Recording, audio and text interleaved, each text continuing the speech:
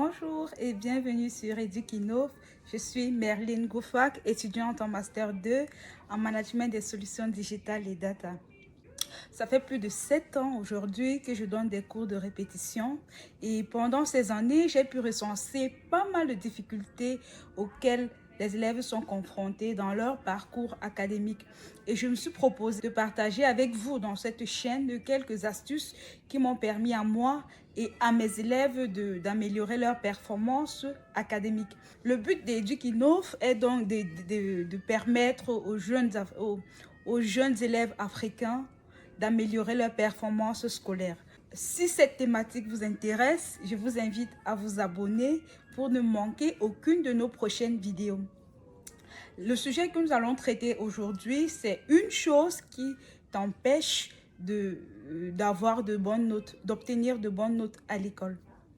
Généralement, après les examens ou une évaluation à l'école, je demande à mes élèves de me faire un retour. Et très souvent, voici ce qu'ils me disent. Madame, l'épreuve était abordable, mais je n'aurai pas la moyenne. Vous voyez, cette phrase semble contradictoire, non? L'épreuve est abordable, mais tu n'as pas la moyenne. Comment ça se fait? Lorsque l'élève reconnaît que l'épreuve était abordable, cela veut dire que quelque part, il sait qu'il était au niveau, il pouvait relever le niveau de difficulté de l'épreuve. Donc, en termes de connaissances, il connaît, il a de la matière. Mais pourquoi alors il ne parvient pas à obtenir de bonnes notes? C'est de ça que nous allons parler aujourd'hui.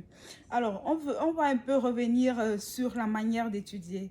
Généralement, lorsqu'on étudie, on est devant la télévision, on est sur YouTube, sur TikTok, on fait plein de choses à la fois.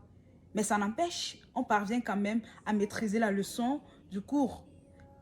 Et très souvent, avec cette manière d'étudier, il arrive qu'on fasse un simple exercice en 2 heures de temps. Sauf que à l'examen, ces mêmes 2 heures-là, on vous les donnera pour 4, voire 5 exercices. Et c'est là que le massacre commence. À ce moment, il y a la pression. On a l'impression que tout ce qu'on maîtrise a disparu de notre esprit. On commence à s'embrouiller et on fait des erreurs. Et voilà la fin de l'épreuve. Ce qu'on maîtrisait, ce qu'on connaissait même, on ne parvient même pas. On n'a pas pu se concentrer pour faire. Nous voyons donc que avoir de la connaissance, maîtriser ses leçons seul ne suffit pas. Il faut aussi penser au temps. Il faut aussi penser à manager ces connaissances-là par rapport à un temps.